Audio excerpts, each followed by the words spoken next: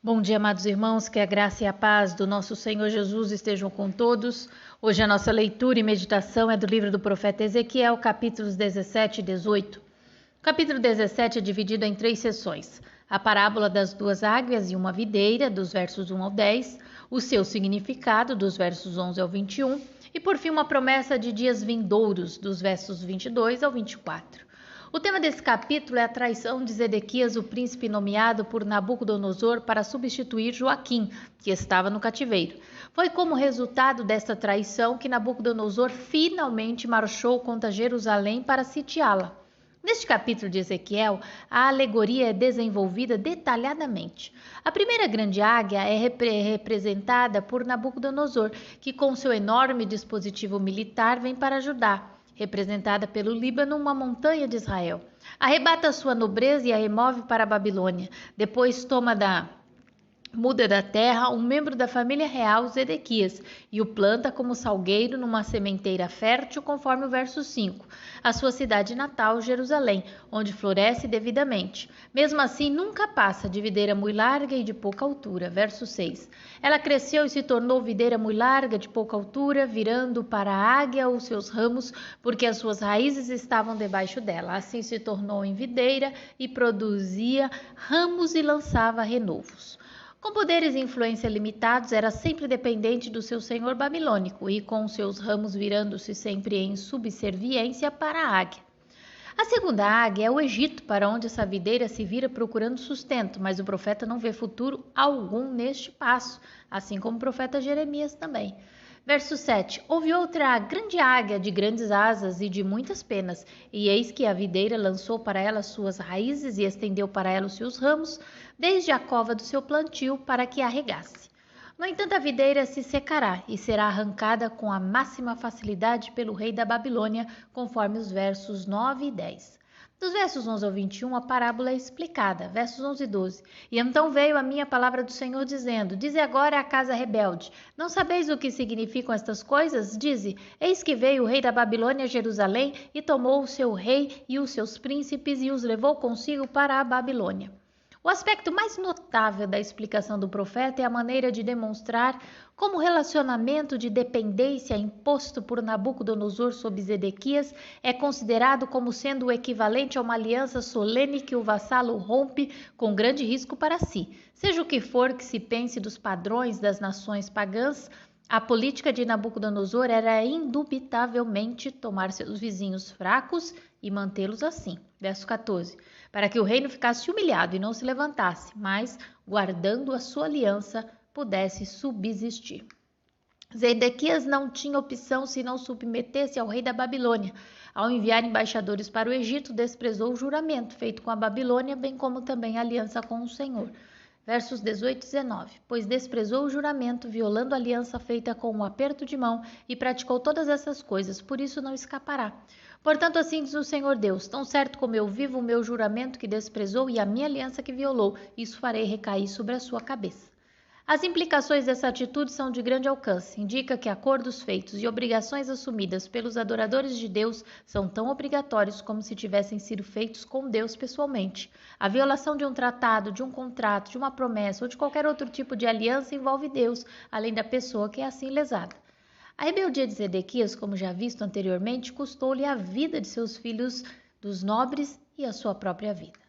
Dos versos 22 ao 24, vemos a promessa de um reino novo e universal em Israel através de mais uma parábola.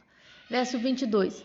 Assim diz o Senhor Deus: Também eu tomarei a ponta de um cedro e a plantarei do principal dos seus ramos, cortarei o renovo mais tenro e a plantarei sobre um monte alto e sublime. O Senhor torna claro que não deixará que seu reino seja aniquilado, mas cumprirá sua promessa feita à semente de Davi. Nabucodonosor arrancou um broto do cedro e o levou para a Babilônia, mas a mudinha morreu. Todavia o Senhor declara que ele mesmo vai arrancar a ponta do alto cedro, ou seja, a casa de Davi, e plantá-la em uma alta montanha, para que todos a vejam e encontrem proteção debaixo dela. O estabelecimento deste reino novo e universal implantado pelo Senhor levará o mundo a reconhecê-lo como o Senhor da vida humana e controlador do destino de Israel. Verso 23. No monte alto de Israel plantarei e produzirá ramos, dará frutos e se fará cedro excelente. Debaixo dele habitarão animais de toda sorte e à sombra dos seus ramos se aninharão aves de toda espécie. Segundo o saudoso pastor e doutor Russell Shedd, a aplicação moral da parábola é que o ser humano fraco e inútil pode se entregar nas mãos do Senhor, para este o transformar, modificar e exaltar, glorificando-o na eternidade. Mas quem se glorifica a si mesmo, não aceitando a condição de necessitado da graça de Deus, é um louco na terra e um louco perante o juízo eterno de Deus. Capítulo 18 trata da responsabilidade individual diante de Deus, deixando claro que a responsabilidade é pessoal. Versos de número 1 ao 3. Veio a minha palavra do Senhor dizendo: Que tendes vós que acerca da terra de Israel proferis este provérbio, dizendo: Os pais comeram uvas verdes e os dentes dos filhos é que se embotaram? Tão certo como eu vivo, diz o Senhor Deus, jamais direis este provérbio em Israel. Ezequiel começa a passagem com citações de Jeremias de um ditado popular que fazia sucesso entre os exilados de Tel Abibe. O povo pecaminoso não quis reconhecer seu próprio pecado, alegando que o único motivo de seu castigo foram as iniquidades de Manassés e de outros reis que levaram a nação à idolatria. Esse pensamento é bem expresso em Lamentações de Jeremias, no capítulo 5, verso 7. Nossos pais pecaram e já não existem, nós é que levamos o castigo das suas iniquidades. Todavia o Senhor faz a seguinte declaração no verso 4. Eis que todas as almas são minhas, como a alma do Pai, também a alma do Filho é minha. A alma que pecar, essa morrerá. Dos versos 5 ao 20, Ezequiel traz 3 casos para ilustrar o princípio. Os exemplos dados são um homem justo praticando a justiça, dos versos 5 ao 9, o filho ímpio de um pai justo, dos versos 10 ao 13, e o filho justo de um pai iníquo, do verso 14 ao 18, descrito em termos de 3 gerações de uma só família. É bem possível que surgiram as vidas dos 3 grandes reis do século 7, Ezequias, seu filho Manassés, e Josias, neto de Manassés. A lista aplicada dos versos 5 ao 9, que define o homem justo, inclui obediência integral à vontade de Deus revelada na palavra do Senhor, seja nas leis cerimoniais, sociais, morais ou em qualquer outra coisa que proceda de Deus. Verso 9. Andando nos meus estatutos, guardando os meus juízos e procedendo retamente, o tal justo certamente viverá, diz o Senhor Deus. Portanto, Ezequiel declara que a iniquidade não é necessariamente herdada, assim como a justiça não é herdada. A justiça ou a iniquidade do indivíduo ficará sobre ele. Verso 20. A alma que pecar, essa morrerá. O filho não levará a iniquidade do pai, nem o pai a iniquidade do filho. A justiça do justo ficará sobre ele, e a perversidade do perverso cairá sobre este. Assim como o homem não herda as consequências de seus pais, do que os seus pais fizeram, assim o indivíduo, por meio do arrependimento, pode ser emancipado do seu próprio passado. O homem perverso que se afasta do mal e busca a justiça, esse viverá. Verso 21. Mas se o perverso se converter de todos os pecados que cometeu e guardar todos os meus estatutos e fizer o que é reto e justo, certamente viverá, não será morto. Precisamos entender que Deus não tem prazer algum na morte do perverso. Contudo, o homem justo que abandona a justiça para fazer o mal, morrerá no seu mal. Verso 24. Mas desviando-se o justo da sua justiça e cometendo iniquidade, fazendo segundo todas as abominações que faz o perverso, acaso viverá? De todos os atos de justiça que tiver praticado, não se fará memória. Na sua transgressão com que transgrediu e no seu pecado que cometeu, neles morrerá. No verso 25 e 29, que são idênticos, vemos uma acusação de que os caminhos do Senhor não são justos. Verso 25. No entanto, dizeis, o caminho do Senhor não é direito. Ouvi agora, ó casa de Israel, não é o meu caminho direito? Não são os vossos caminhos tortuosos? Todavia, essa acusação é devolvida aos acusadores. Eles é que tinham caminhos tortuosos. A lei da responsabilidade individual que Ezequiel está expondo é supremamente justa, porque cada homem tem sua própria escolha pessoal e a oportunidade para viver.